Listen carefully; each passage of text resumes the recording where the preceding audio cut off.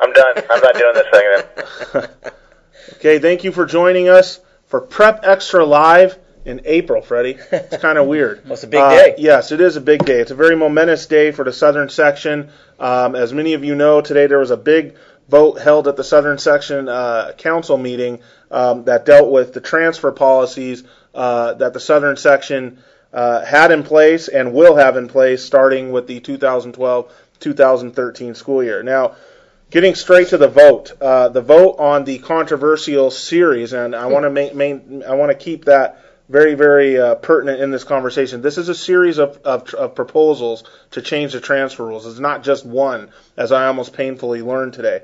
But the big one, the 30-day sit-out rule for an athlete who does not change his who does not change his address, but does transfer to a new school. That one passed, 41-40. Historically close vote, 41-40. Pretty interesting stuff, obviously, to say the least. It was stopped at 41-39, and then a few minutes later, a CIF official said that somebody was missing, and that league or whatnot voted no to make it 41-40 final. Obviously, the closest vote in CIF history, because you can't get closer than that. Now, what that means is, in order for this to go into effect, this has to pass at the state level because it is a state proposal. The Southern Section represents, this is a weighted vote, the Southern Section represents 30, think of this as like an electoral college, represents 36 out of 137 total votes for all the sections and whatnot in the state. You need a majority. Okay, so half of 137 is 68.5. The 36 votes that were picked up today in favor of this get this thing more than halfway to where it needs to be. Now, from here, it only needs 32.5 more votes total, and that'll presumably come from the other sections. But if it was 41-40 here, guys, it may not be, a slam dunk that it passes everywhere else and picks up those other 32.5 votes that it needs. We will be joined in just a second by CIF's Tom Simmons. He's the Director of Information there. He was down there today kind of helping me out with the play-by-play, and maybe he can correct me on some things that I said, because this is all, as you found out today, or as I found out today down at the meeting at the Grand in Long Beach, this is all still a little confusing, and even Fred's kind of finding that out as he calls coaches and leagues who maybe don't realize what they just voted for. But speaking of that, we will now list, I tried to keep track of what our local leagues did as far as voting. I will now list how each league voted. I try to keep track as best I can. The Almont League I'm a little shaky on, but I believe I had them as a yes. The rest are definite. Del Rey League voted no. Del Rio League voted yes. Hacienda League voted yes. Mission Valley League, no. Montview League, yes. Mount Baldy League, no. Olympic League, yes. Pacific League, no. Rio Hondo League, no. Sierra League, no. Suburban League, not really our area, but nonetheless, no. And by the way, I apologize for tweeting that the Suburban League was not there. They were not at the original roll call, but they were there in time to vote. So they did vote. They voted no. The Valle Vista League, Freddie, in somewhat of a shock, you reported yesterday they were going to vote yes. They voted no. I was sitting next to Baldwin Park's athletic director, and he looked at me like, what? I thought we were voting yes. We'll have more on that later. Yeah, we can get back to that later. So there you have it, 41-40. And we're going to get into our own opinions of this later, but we want to bring Tom Simmons in now from the CIF Southern Section. He's the Director of Information. Nobody knows more about this stuff than Tommy. Tom, are you with us? I am, but I have to correct you. Yeah, I knew there would be a correction after that long introduction. Oh, boy. Spokesperson right here. I hope you don't have more than one. The only correction I have to do is there's nobody who knows more about this stuff. There's a lot of people who know more about this stuff than me. Okay. It's confusing for me, too, I'll be honest with you. All right. Oh, so man. there's nothing that I said there that you can perceive as incorrect. But, Tommy, this is, as I found, and the more you talk to people, at least for me, the more you find that they don't really understand what they just voted on or what this rule is going to mean. And like I said, we're going to get into the whole doomsday scenarios that some other media outlets and a lot of people are feeling about this, and what is actually reality. But Tom, since this has so many layers, I wanted to just have you here so our readers and viewers can understand exactly in lay terms what these things mean. So what I wanted to do was just give you some examples, and you can tell me, assuming this thing passes at the state level, whether this player would be eligible or not, or whether this is the right sort of method to take to get eligibility. Is that cool? Yeah, we'll take it one by one. I don't like to get into hypotheticals really because every case, as I tell you, both you and Fred all the time, every case is different. It's unique. It has its own layers to it. So you ask the questions and we'll see where we go from there. Let me ask one question before you begin, Aaron. How many leagues did not vote today? There were a total of 6 that did not vote today. Now, can they come back and vote later, or is this completely closed? No way. No, it's closed. That vote was taken today. You can't go back and revisit a vote. Okay. It could make a new proposal, which could be placed on the agenda for a first read now in October, and then voted on in January. But then that wouldn't have an effect until the following year, would be the 2013-14 school year. And before Aaron gets going, Tom, how surprised were you that the vote was this close? Were you expecting a vote that could be this close? Well, Aaron texted me yesterday and he asked me what I thought, if I thought it would pass, and I said I thought it would, but I also told him at that time I thought it would be very close. Did I think it was going to be one vote close? No, that's pretty unusual in the 15 years I've been here. Yeah, it was certainly made for some pretty good drama there, Tommy. So, I think that one thing, if anything else, Aram, and I think you're the rest of your listeners there would benefit from the knowledge of that certainly that you got today, was that despite what people think, all of the things that took place today took place in an open meeting with representatives from all of the leagues that were present. Very true. Voting on issues that reflect and result on things that they have to live with. It wasn't the CIF office making any type of edict, wasn't the CIF office making a rule. Today you got a pretty big crash course in governance as it reflects the CIF Southern section. And people now, maybe you can spread the word so people know that, despite popular opinion, we don't make the rules. They were made today by a representative body. But you are the judge and jury. We are not the judge and jury. That's also not true. We're the cops. We're the enforcers of the rules. Yeah. No, Tommy, you're referring. Probably there were other portions of this meeting. Let's just put it that way, where I really learned what Tom was talking about, and we will get to those later without Tom. So, Tom, let's help out the doomsday scenarios of just the people that are saying high school sports are ruined. There's been articles written. I even saw Channel 4's Fred Rogan. I don't know if he just took Eric Sondheimer's stance on this or if he just came up with this on his own. But they did a piece on their sports report. Don't ask me why. I'm even watching local news sports, but whatever. And he was saying, this threatening, the lifeblood of high school sports, and it's going to turn into just a disaster, and it's going to be recruiting Armageddon. So let's kind of help people out with understanding this, okay? And I know you hate the hypotheticals, and I know every case is different, and you can stick in caveats wherever you feel the need, to say that he would be eligible. The caveat is this. That's fine. But I just want the readers to understand what's the deal under this new rule. Let's start with residential eligibility. Nothing to do with the 30-day sit-out. If let's say Aram is a football player at Pasadena High School and I want to transfer to West Covina, and I move 2 blocks from West Covina. I file my paperwork with CIF. I'm immediately eligible. Correct, Tom? Well, I'll just read Proposal 206.1, which was the one passed today. As you alluded to, there were 2 different proposals that could have been passed. Number 1 was the one that was passed. Yes, it was. And it says it allows for a student to choose any school, public, as long as the school district approves of their enrollment, private or charter. So that pretty much opens up the door to anything. Right. As long as you make it valid residential change. Now remember this. Exactly. A valid residential change means you have to move out of the enrollment area, the attendance area that you live in. Right. So you can't just move down the block if you're still in the same attendance area.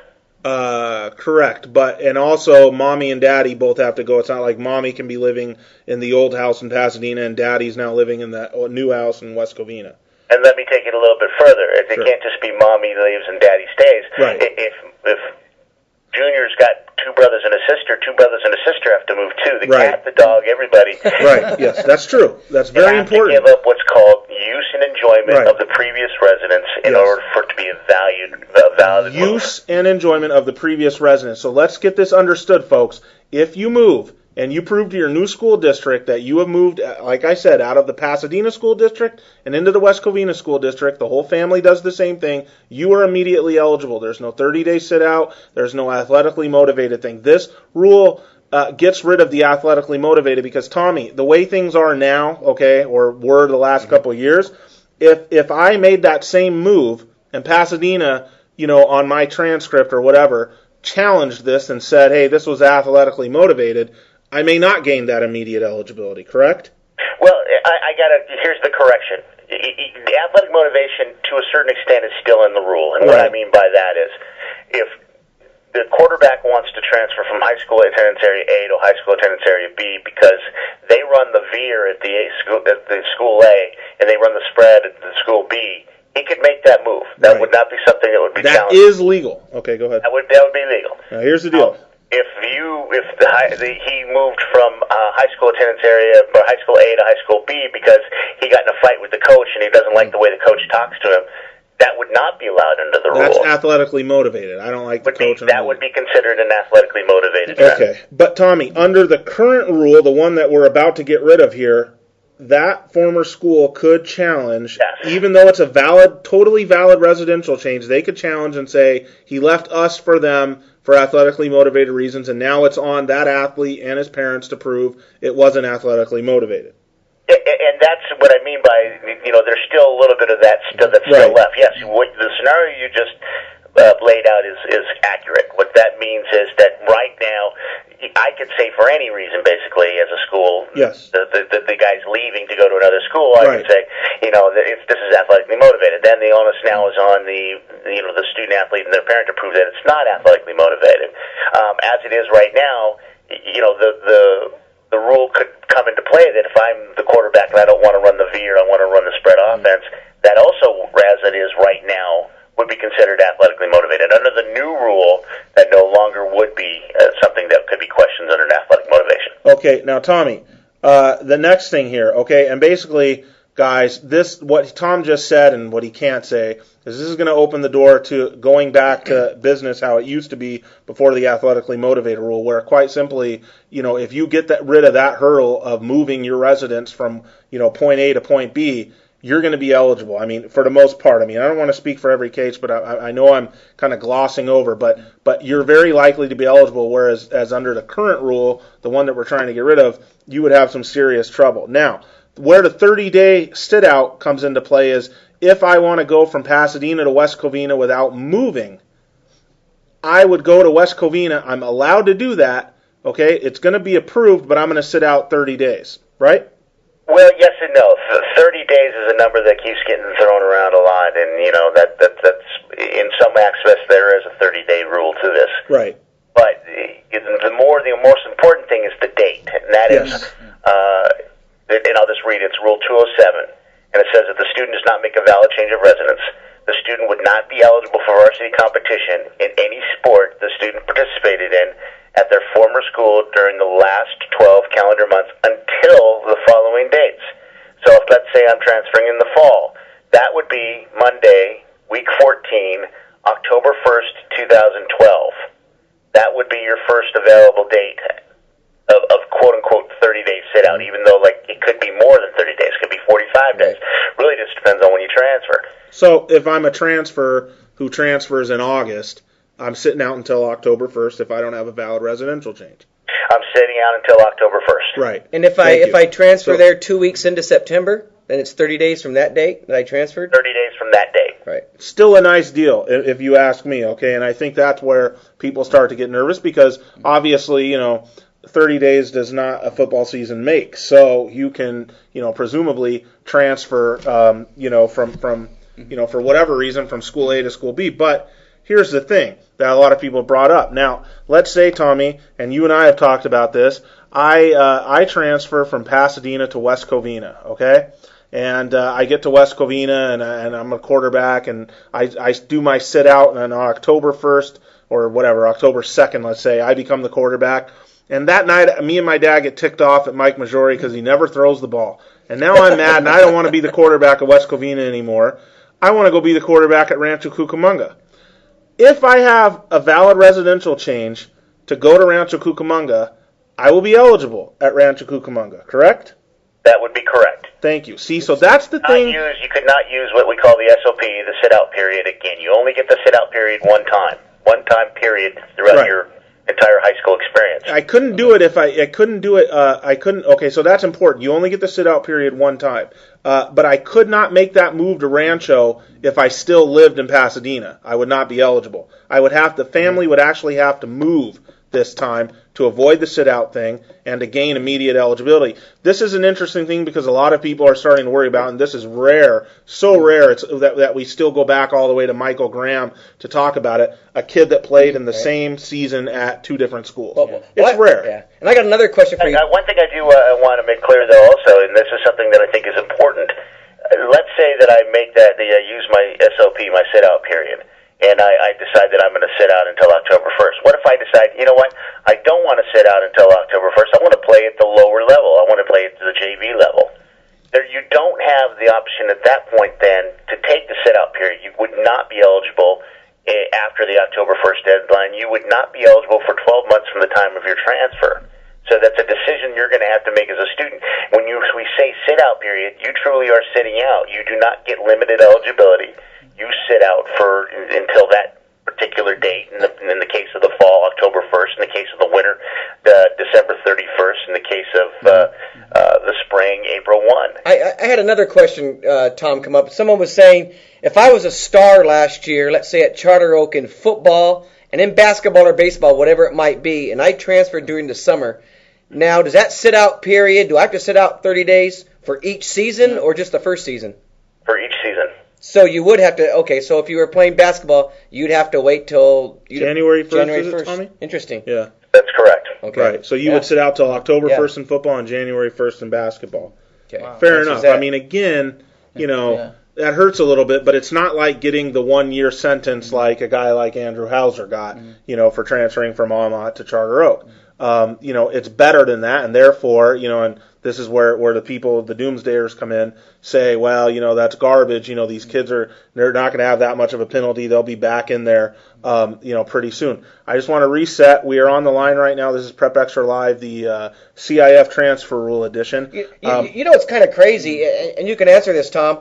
Let's say a guy is having a terrible season at Baldwin Park in week 7 or 8, and all of a sudden says, I want to go at Charter Oak. They have a chance to win a title. I want to go to Bishop Amat. They have a chance to win a title. And just becomes, they don't move, but they were able to get accepted by that district. All they have to do is sit out, and they can potentially be ready second or third week of the playoffs? Yes. They would have to sit out 30 days. Now, again, week 7, I can't get it. I'm using it as a hypothetical, but week 5 or 6, you could look at your season and say, I'm having a terrible season. We're not going anywhere. I'm going to try to get myself enrolled in this school district so I can go to the playoffs, play for a winning team. I can simply tell you that we're not going to get into the mindset of why they left. All we can tell you is that when you make that transfer, and let's say hypothetically it's week 7, you would sit 30 days out from that point.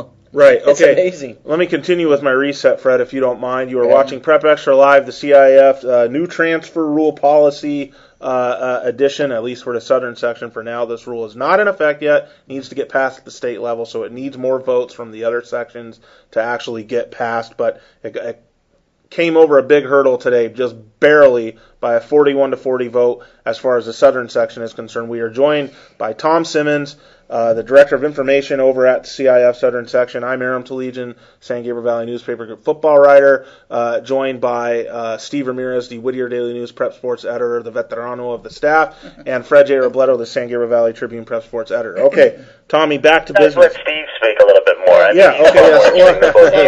come he's always there silent? No kidding. Well, it seems pretty obvious it's going to make your guys at CIF's job a little bit more easier, right, Tom?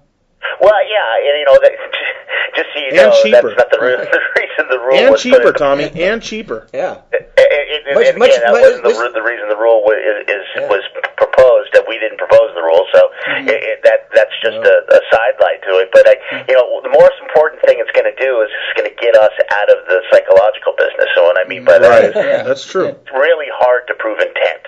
Right. And it's going to take us out of the role of trying to prove what somebody's intent was when they decided to move from school A to school B. And it saves CIF a lot of money in legal fees fighting those, which means better meals for media guys at the CIF finals, right? Right. What's interesting about that is it doesn't save it saves the CIF, but it saves the schools, and the schools are the CIF.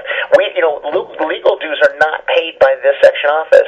Legal dues come directly out of a school. 29 cents for every single student in the state of California is extracted from schools to pay for legal debts, and those sometimes go up. They can go up as high as 33 cents, depending on the year and the amount of legal problems that are occurring. And that's what people always seem to think is that the Southern Section is this big monolithic organization that has the deep pockets and can do anything. That money doesn't come from us. It comes from schools who are struggling and battling every single day for every penny they have. And now we've got schools, member schools that are suing the organization, which in the end of the day just costs them. Right. Now, Tommy, let's get into something here.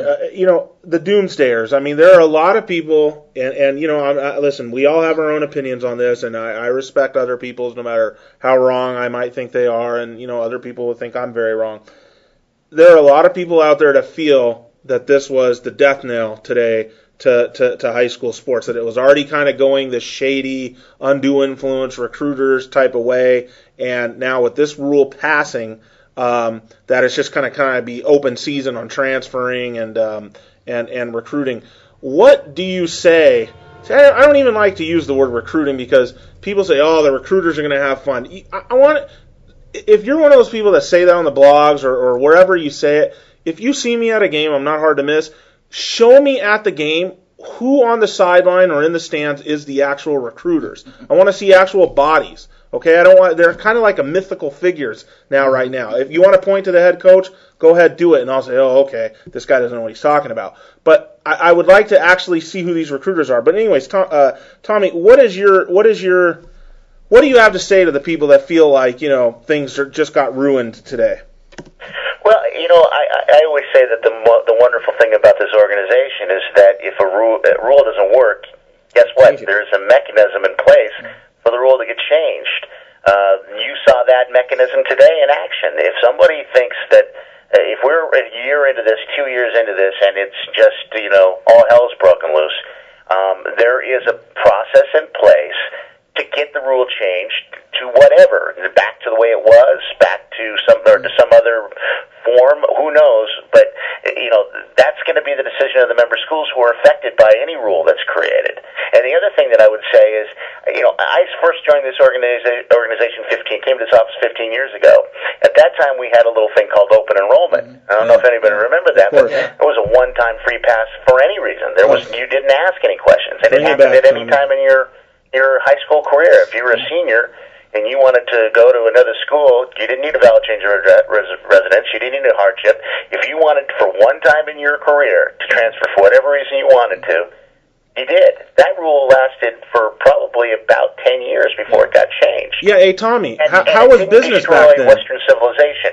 Right, yeah, it didn't destroy Russia. You're right. Tommy, how was business back then? Was it better then compared to now? I bet you it was. Well, it was and it wasn't. And what I mean by that is, attendance-wise, it was, Tommy. Whatever rule you come forward with, the next day someone is looking for a way around it.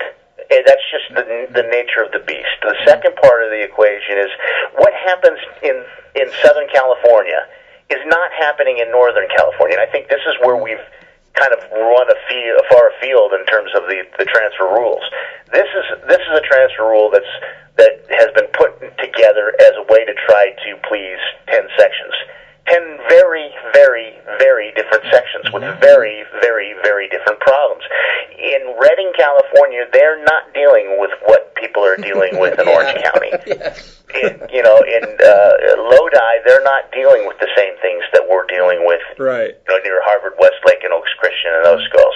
This is a very, very different state up and down the board. And we have to now respond to the situation that's going on, maybe in Santa Cruz, something that's happening in Red Bluff, only because we're a federation of 10 different sections, but we now have, because of legislative pressure, have had to adopt an association model where, as it regards our transfer rules.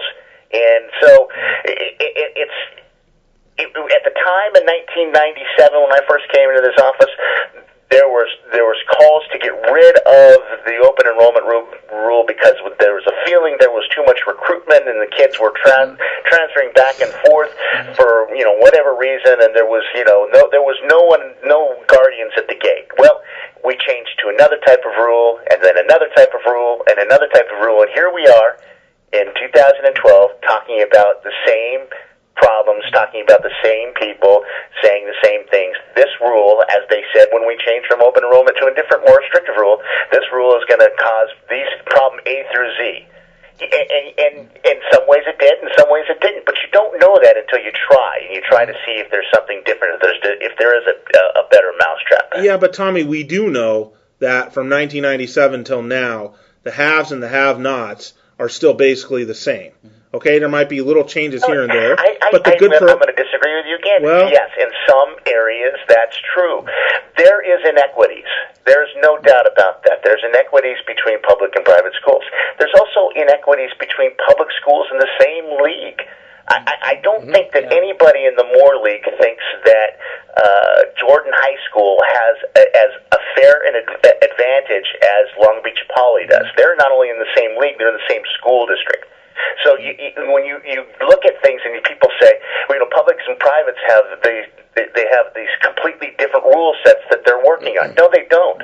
Private schools have the same rules that affect them that public schools do. The only difference is that I can transfer to a private school from any other school, public or private, as long as I make a valid residential change. But other than that, all the rules still exist. You can't recruit to a private school, despite what people think. You cannot recruit to a private school. You cannot recruit to a public school. Now, does it happen? Do we hear stories about both? Yes, absolutely. And that's what's so frustrating. The other thing about public-private, everybody says, the private schools have all of these advantages facilities-wise. Well, I've been to Redondo Beach High School. That's one of the most beautiful facilities I've ever seen in my life. And I've also been to Ontario Christian, where another private school, St. Margaret's, back in 2010 or 9, I want to say, was complaining that they didn't want to play a championship at that venue because the facility was so bad. Yeah. Go look at Monrovia. How beautiful is that today? Yeah. I mean, there's different inequities in everything across the board, from the top of the state to the bottom of the state, from public, from private, to parochial, to charter. Everybody's dealing with different issues, and to try to lump everybody in to this category and this category, I think is grossly unfair, and really, honestly, shows a lack of any kind of understanding about what's going on in high school sports in California. Well, you'd have made Joe Almont proud right now. Yeah, well, no, that's fine. There's absolutely no arguing with the attendance figures. There just is not. And you might be able to say, well, that because there's other competition for entertainment dollar or whatnot. But I remember your CIF finals for basketball in the 90s. They were something that everyone went to. Now, you pretty much have the parents and the band there. It's not the same thing. But I don't think that has anything. Juggernaut teams. There's not the juggernaut teams. No, that doesn't have any. No, there's still the juggernaut teams. The juggernaut teams change every year. In basketball, if theoretically every single school in the Southern section could qualify for the basketball championship playoffs. Okay. What does that do to your leagues? Your leagues now no longer have any kind of cachet to them. I can be a sixth-place team. Oh, yeah. And make the playoffs. Well, we had Bishop Amat do that this year out of the Del Rey and girls, and they won a CIF title in their own division. If you're a league champion. But the problem and there were 35 people in the stands. Back then, 10, 15 years ago, we didn't have 13 divisions of football, and then 2 8-man divisions of football. We have 24 boys and girls divisions in basketball. That's the problem why you have attendance. Is the product, for lack of a better word, is a little watered down. That's true, Aaron. Yeah, but it's also true that there's not the same juggernaut teams and the same amount of them. Juggernaut teams, juggernaut programs. So I mean, look, you can go round and round in circles, and there's cases to be made both ways. But the point is that there's not the interest, despite what our blogs do or whatever, that there was in the 90s and in the late 80s, and so I didn't really follow it before that. There just isn't, and it's unfortunate, but that's how it is. I just think that we could do a better job. And, when I say I mean the entire CIF as a whole, the schools, us, in this office, everything, do a better job of placing a little more emphasis and making those league championships mean something more than they do now. When you've got a sixth-place team that can qualify for the playoffs, what difference does it make if I finished first, second, or third in the league and get the guaranteed entry? I can already make the playoffs anyway. Tom, that's what I hate about basketball right now is these league races really don't mean anything right now. I mean, you're right. The fifth place team can go into a playoff division where they're a huge favorite, and your league champion goes somewhere where you can lose in the first round because of the division you're in. It just makes the league races meaningless. And that's the other part of that equation is a couple of years ago we passed a rule that said basically that you could have your fifth and if you have, let's say you're guaranteed 3 entries, as long as there is quote unquote openings in the bracket, you could have your fourth and fifth or sixth place team also make the playoffs. Well, that's now morphed into the point where even if you don't have openings in the bracket, you could have in other sports you could have the fourth, fifth, sixth place team. Right. And then I hear schools complaining about you heard it today, Aaron. You heard the complaining about travel. How can you complain the fact that about travel and how it's not fair for you to have to send a school down the I-5 corridor to Orange County when you voted for 3 years ago to allow your sixth place team to go make that exact same trip and get waxed by 35? Yeah, right. Yeah, that's true. That's what I think that's the problem. I think that's what's watered down the product in terms of fan interest.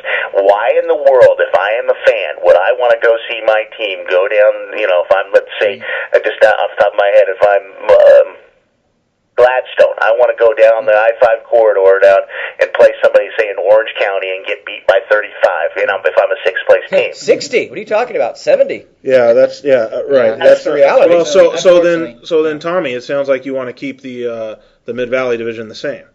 No, I don't want to keep the Mid-Valley division. All right, well, you made a great argument for keeping the Mid-Valley division the same, because now Gladstone's going to travel down to Torrance and get killed. I think I'd make an even better argument to think that the leagues that were placed in different leagues, different divisions now, I think are in a better situation, and it gives them a better opportunity to compete than they did in the Mid-Valley. And I know you guys don't agree with that, but I think, everybody keeps saying the Montview. Well, you know why that division was so bad? Was because the Montview League was in it. Well, I mean, I don't know. Probably just made a lot of enemies now in the Montview League. I'm glad you said that. It just seems to me like the whole bared out by the rankings. It's bared out by right. We understand that, but it just seems like the geography argument is picked and choosed as to when it applies and when it shouldn't, and so on. I mean, I hear cases made for why you shouldn't complain about the travel, and then I hear cases made why, well, hey, we're keeping you to avoid travel. So I mean. Whatever. It seems to be played either way. Sure. It's a very self-serving argument at different times for different people. Right. And, I don't think that anybody in the office or anybody, out in the sections would disagree with that. And, it's the one thing you're trying to do, and this is the one argument every school principal will make, is I'm trying to protect my kids. And they feel that they're doing that. That they feel that that's what they're doing. And so when you make an argument, you try to make the argument that best suits that basis for trying to protect. Right. Well, I'm trying to protect Fred's gas mileage. Okay? You're making big money, I know about you guys. Come on, we get expensed. Well, that's because Fred doesn't have me to drive all the way out to Hemet or wherever he sent me in the past. Yeah, we'll appreciate that whole travel argument. I thought Steve was going to tell him we're clocking the double mileage right now and he brought that up. Right, well, that'd be nice. Just think of all the great new food places you get to find out. Right. That's all right. Well, that's not a bad way. Okay, Tommy, we'll let you go. We appreciate it. Long day for you, long day for everyone involved. We appreciate you coming on here and kind of helping clear things up and help people get a better understanding. I just want you to know that I'm going to put my disclaimer in here, and that the the opinions that were just expressed were not necessarily those of the CIF 7th section, that they were more those of Tom Simmons. So. Right, and that's totally fine. That's what we like. I mean, you've got your own, but we all have our own personal opinions. Yeah, absolutely. All right, Tommy. Thank you so much for joining us. Thanks, Tom. Guys, keep up the good work. I love to read your blogs, and besides what Aaron thinks, I don't post on the blog. I read them, I study them, and I think Joe Amat is pretty right on a lot of things. By the way, I just want to what's his connection? What's his connection to the CIF office, Tom? I mean, he seems to know an awful lot. I have no idea who any of those people are on the blog. Some of them are, this is what my favorite thing about your blog is. A lot of these people go, well, I know this person, or I was with the CIF, and then they then follow that up with something that is completely nonsensical and has no basis in fact, and it never was a decision or opinion of this office. So I always love people who come off on the position of authority when they absolutely have no authority. So right. One of my favorite things. Right.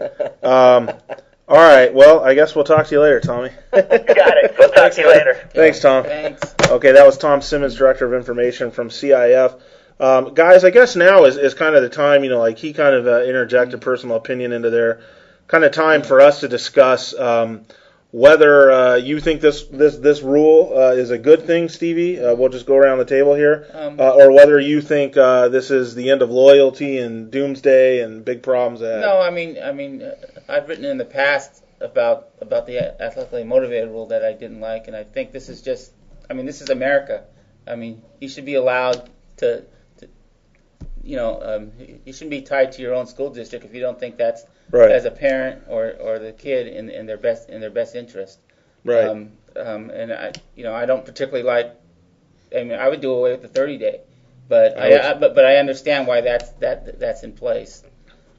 So. My dad was telling me that at lunch today. He goes, "Why even have the 30-day if you're going to have this rule? Just make them eligible immediately." But give them something to think about. Is that really a deterring factor? Well, they're eligible immediately if they move into the district. So yeah. They're good to go that way. Yeah. Freddie, what's your take? Well, doomsday or is no? It's not a doomsday. And you brought up that point of the '90s, Aram, and the '90s were a great time. And yeah, imagine if we had the blogs. And I don't think after what happens today, you're going to see a bunch of parents all of a sudden taking their kids out of school and moving them here or there, or trying to get them enrolled. I just don't think that's going to happen.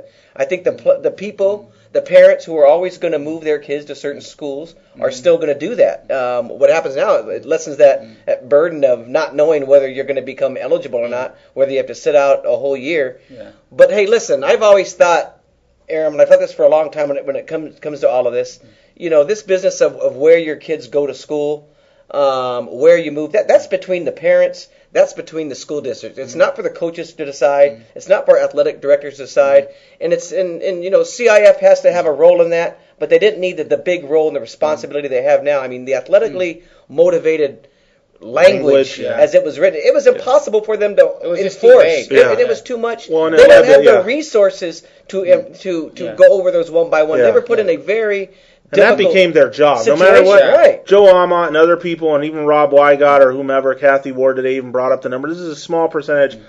It's a small percentage of a lot of a big number. And who do so a small percentage of a big number is still a big number. And you have these guys at CIF spending a lot of time, half a day, doing these cases of, hey, this kid, is athletically motivated or isn't he? And that's not what they should be doing. And who did those grudges? Those people who had grudges. There were grudges. Challenged because of a grudge. You could challenge a kid just because you don't like the idea of him leaving your school and going are we better off because South Hills didn't get all those guys from Doherty? No. Are we better off?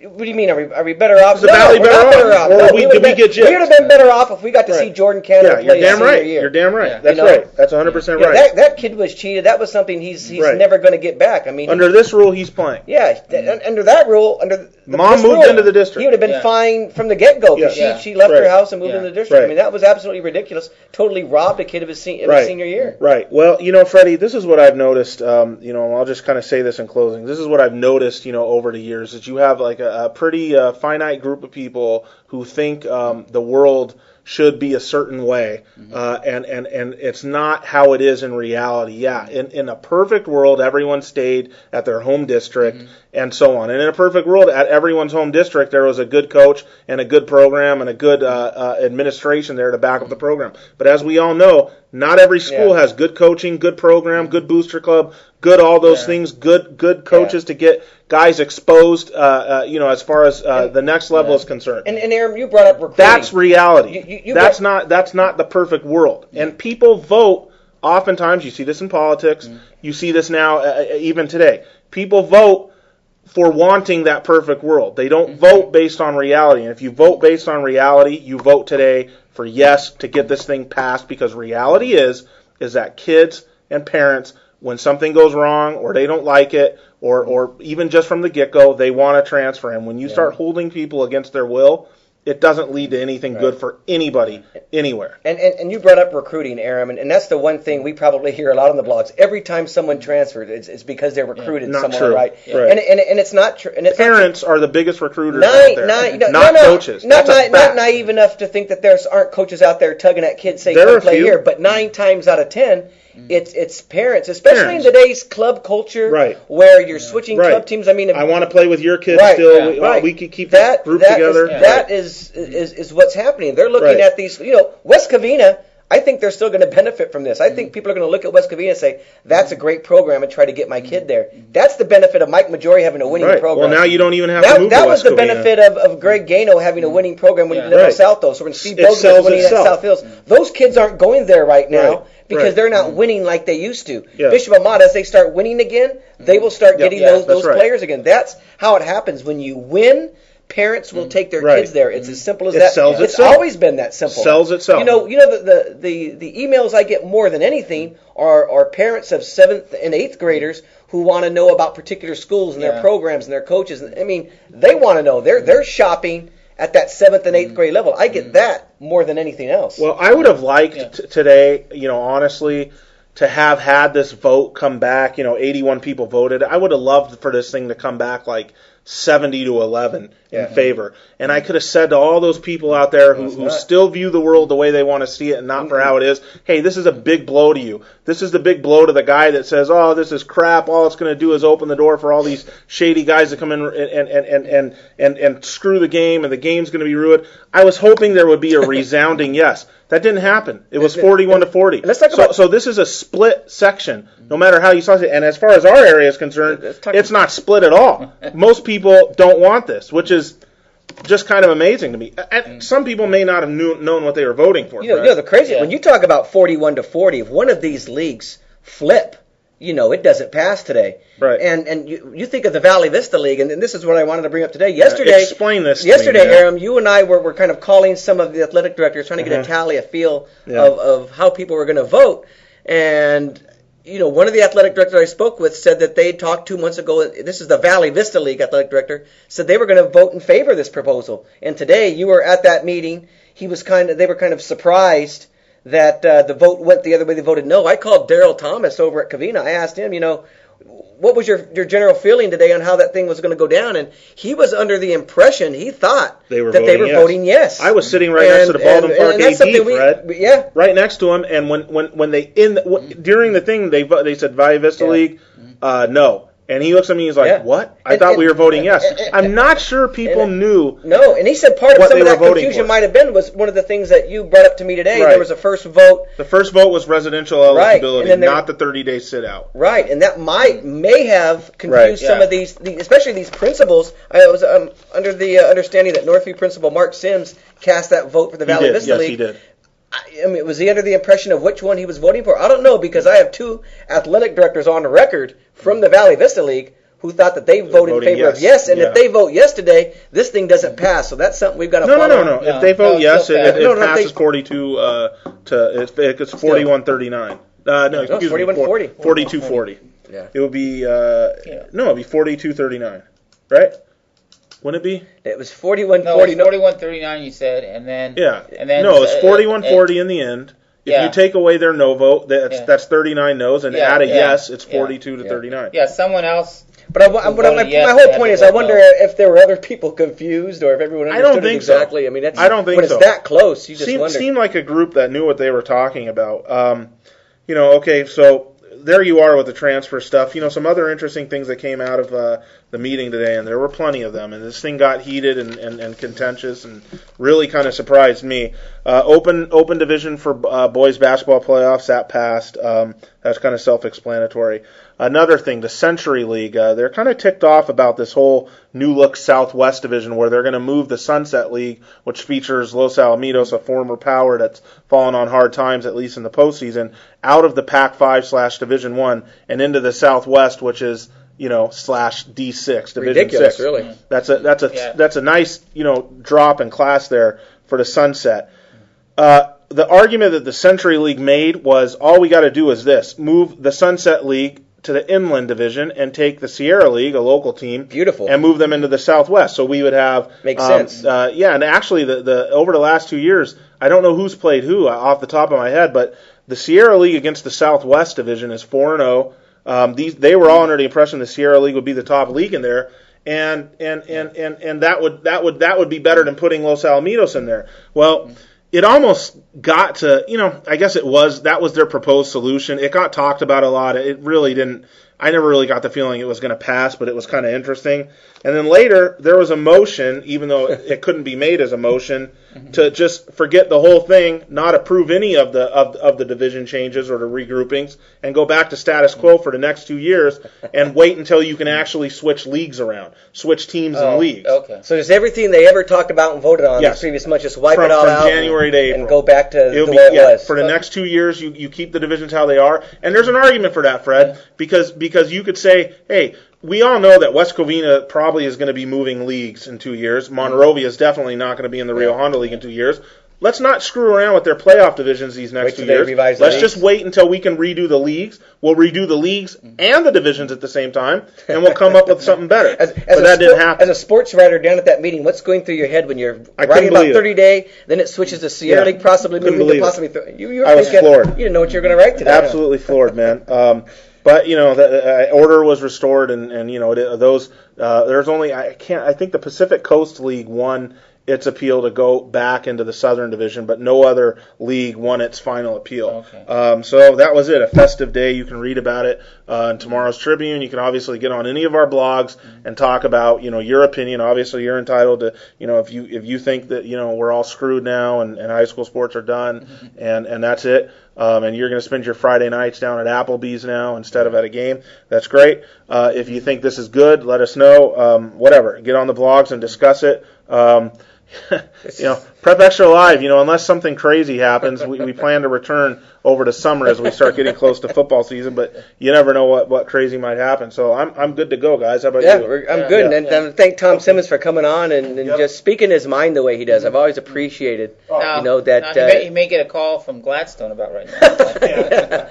But he's always real honest, and, it's nice to have someone at the CIF office who can be that candid with you. Yeah, and comes on the show. All right, well, thank you for watching, and we'll see you in the summer. Very good. Wow, that was long. Is it? That was good.